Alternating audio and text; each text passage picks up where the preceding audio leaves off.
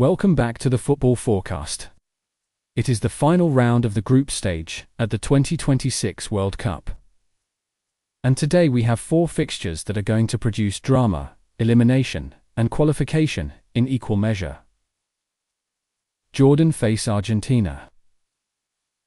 Colombia go head-to-head with Portugal. Panama take on England. And Croatia battle Ghana.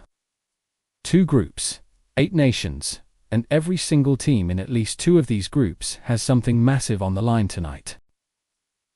Before we get into the breakdowns, here is the tournament-wide stat that makes today genuinely historic. Through the entire group stage of this 2026 World Cup, teams that enter the final matchday with 0 points have scored in just 1 out of 7. Matches played so far, a conversion rate of barely 14%. Jordan are on 0 points. Panama are on 0 points. Both are playing the biggest games of their recent international history tonight. And the data says scoring even once will be a remarkable achievement against the opposition they face. Yet, at every World Cup since 1986, at least one 0-point team has scored in their final group game. Will Jordan or Panama be tonight's statistical outlier? Let us find out. And here's my personal take. That 14% conversion rate tells you everything about the quality gap in this tournament. But the historical precedent, at least one 0-point team scoring since 1986, means we're almost guaranteed a moment of magic from one of these underdogs tonight. The question is which one? Fixture 1. And this is the clear headline act of the entire day. Colombia versus Portugal, kicking off at 8 p.m. Eastern, in Group K. This is the match of the round, and it is not particularly close. 2 of the most talent-laden squads at this entire World Cup colliding in a match that determines who tops Group K and who enters the round of 16 from second place. Colombia arrive here with a perfect 6 points. 2 wins, 0 losses, maximum confidence. They are the only team in Group K that has never been behind in a match at this tournament. Portugal come in on 4 points, 1 win, 1 draw, and need a result here to confirm their advancement while also fighting for top spot. If Portugal win, they go above Colombia on goal difference and take first place. If Colombia win, they go through as group winners with 9 points. If they draw, both advance, but Colombia top the group. This is a full 3-result match with enormous knockout implications. Let us start with Colombia's data, because it is genuinely impressive. Colombia have been the most statistically complete team in Group K across 2 matches. They have pressed from the front relentlessly, winning the ball back in the opponent's half, an average of 7 times per game, one of the highest recovery rates of any team still active in this tournament. Their forward line has been the most dangerous in Group K. And James Rodríguez has been at the heart of every meaningful attacking moment. James is 33 years old at this World Cup, and rather than slowing down, he looks like a player who has simplified his game to its purest essence. His vision, his weight of pass into the final third, and his delivery from set pieces remain elite. In Colombia's 2 wins, James either scored or created the decisive goal in both matches. Their central defensive unit has also been solid. They have conceded just 1 goal in 2 games, and their recovery runs, when they lose possession, are organized and quick. Portugal, Ronaldo, Bruno Fernandes. 5 goals against Uzbekistan in their last match. A 5-0 demolition that sent a message to every team still in this tournament. Portugal were brilliant in that game. Bruno Fernandes controlled the tempo with his pressing and his range of passing. Ronaldo scored twice and showed that even at 41, he remains a dangerous presence in the penalty area, with movement that younger centre-backs find difficult to track. The concern for Portugal going into tonight is that Uzbekistan are a completely different tactical proposition to Colombia. Colombia will press high, compete for every second ball. And they have the physical intensity to match Portugal's energy levels across the full 90 minutes. What I find fascinating about this matchup is the battle of two completely different football philosophies: Colombia's high press, high energy South American intensity, against Portugal's controlled, technical European possession game. The team that imposes its tempo in the first 15 minutes will likely control the entire match. Head-to-head, Colombia and Portugal have met just 4 times. Each match has been extraordinarily close: 1 Portugal win, 1 Colombia win, and 2 draws. Portugal's single competitive victory over Colombia came at the 2014 World Cup, where Ronaldo scored the only goal. Colombia's win came in a 2023 friendly that gave the current squad real confidence. In tight head-to-head series, the data leans towards the team in better recent tournament form, and Colombia's 6-point record gives them a slight edge in momentum. Tactically, the key battle is in the central midfield zone. Colombia press aggressively to cut off Portugal's build-up and prevent Fernandes from receiving in his preferred deeper role. If Fernandes is forced wide or rushed in possession, Portugal's attacking fluency decreases. Colombia's counter-attacking plan through James, Rodríguez and their mobile forwards is perfectly designed to exploit any Portugal defensive line that pushes too high. Portugal's best path is to absorb Colombia's first 15 minutes intensity. Then use Fernandes's range of passing to find Ronaldo in the box with precise crosses or through balls. Our data-driven forecast. This is the closest statistical matchup of today's 4 fixtures. Both teams are capable of winning. I'm Colombia's tournament form, their pressing structure, and James Rodríguez's creativity give them the narrowest of edges in a match where the first goal is absolutely crucial. We are calling a 1-0 or 2-1 Colombia victory that sends them through as Group K winners. Portugal advance in second, but they do not take the result they came for tonight. This game is going to be tight, physical, and decided by one moment of quality. Now let us move to our second fixture of the day. Jordan versus Argentina, kicking off at 4 p.m. Eastern, in Group J. Argentina have already qualified with 6 perfect points, 2 wins from 2. This is their final group game, and it is also mathematically irrelevant to their advancement. For Jordan, however, this is their last chance. 0 points from 2 losses. They need to win this match, and hope Austria and Algeria produce a specific result in their simultaneous game. In reality, Jordan's tournament is over on points, even if they win tonight. But national pride, the occasion, and the opportunity to face the reigning world champions means this game will be played with full intensity by both sides. Argentina's record at this World Cup has been commanding. Messi has been in brilliant form. He scored and assisted in their opening win, and then directed Argentina's second victory against Austria with the kind of pressing and positional play. That shows his football intelligence is only growing with age.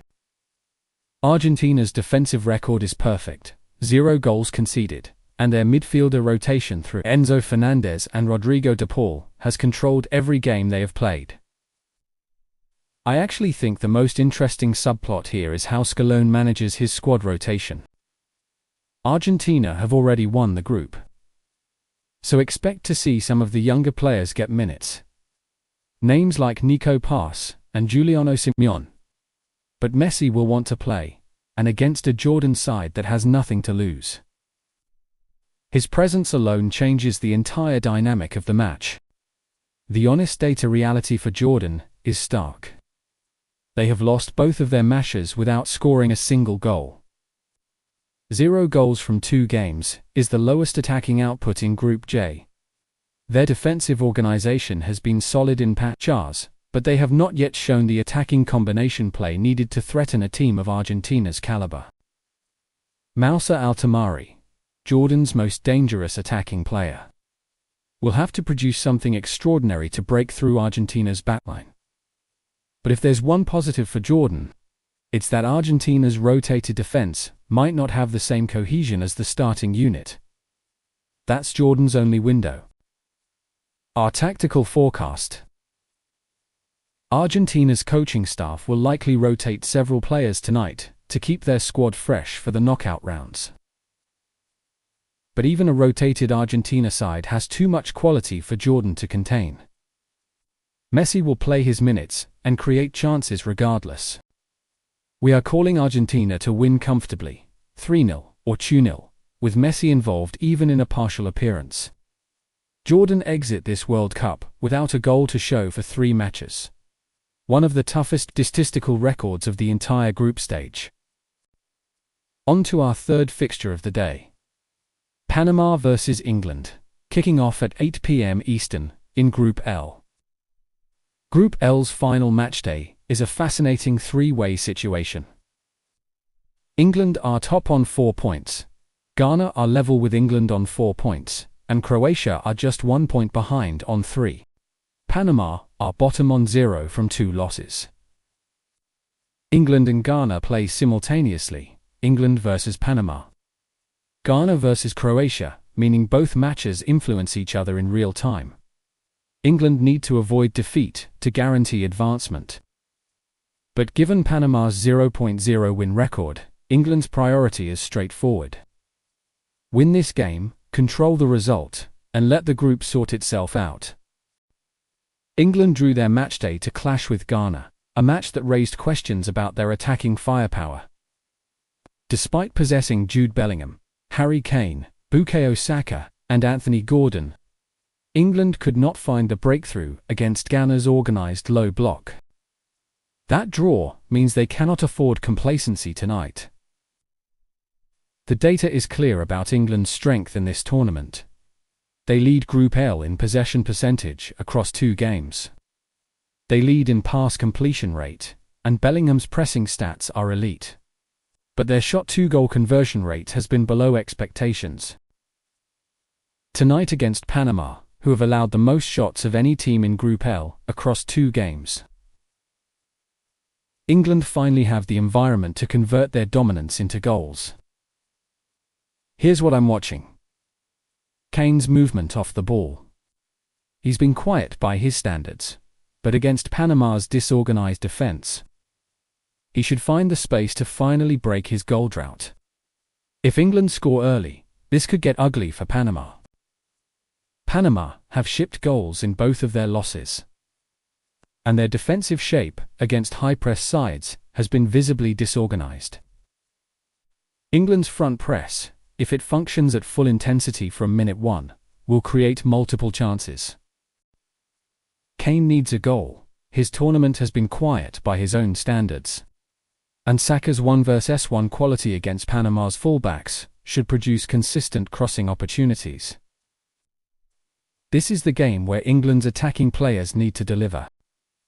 Panama's best hope, if they have any, is set pieces and the pace of Ismail Diaz on the counter. But realistically, their tournament ends tonight. The question is whether they can avoid a heavy defeat. Our forecast. England win this comfortably and take 9 points if they find their scoring form. 3-0 or 4-0, with Kane and Saka among the scorers. Panama concede, but give their supporters something to remember. They push forward late and make it live for 15 minutes before the floodgates open. And finally, our fourth fixture. Croatia versus Ghana, kicking off simultaneously with England versus Panama in Group L. This is the match that carries the most tension of the entire Group L final matchday. Croatia have 3 points. They won the Panama game in the previous round to stay alive, and Ghana have 4 points. If Ghana draw or win tonight, they advance to the round of 16 regardless of England's result. If Croatia win, and England beat Panama, Croatia go through on goal difference. If Croatia win, and England draw against Panama, it depends entirely on goal difference across all 3 remaining teams. This game is a genuine knock-on tangle of variables that makes it essential viewing. Croatia's win over Panama in Matchday 2 was exactly what Luka Modrić needed. A 1-0 win, where Modrić finally found his tournament form after a quiet opening match. His pass completion rate in that Panama game was 91%, and he controlled the second-half tempo completely. Croatia's pressing energy also improved significantly. They recovered the ball in the opponent's half more in that one match than they had managed across their entire opening game. Andre Kramaric provides the attacking outlet and is dangerous arriving from deep into the box. I have to be honest, this could be Modric's last ever World Cup match. At 40 years old, the emotion of this moment cannot be overstated. Croatia's golden generation has given us so many memories, and if they go out tonight, it will be a heartbreaking end to one of football's greatest international careers. Ghana are on 4 points but know that Croatia are desperate and motivated. Their draw with England showed Ghana's defensive organisation is strong. They kept England, one of the most technically gifted attacking squads in Group L, completely scoreless. Antoine Semenyo remains their most dangerous player. His movement and his ability to create from wide areas give Ghana a genuine threat, even in a game where they might choose to absorb pressure. Ghana have the luxury of knowing a draw is enough, and with players like Thomas Partey anchoring the midfield, they have the tactical discipline to sit back and frustrate Croatia. But that's a dangerous game. Croatia at home in a must-win match are a different beast entirely. Our forecast: Croatia need to win, and they know it. Modrić, in a must-win final game, at what may be his last World Cup, is one of the most emotionally and statistically charged scenarios in this tournament.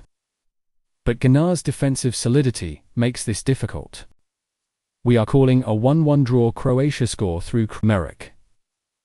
Ghana equalise through Semenyo, and both teams end the group stage alive in their respective bracket positions.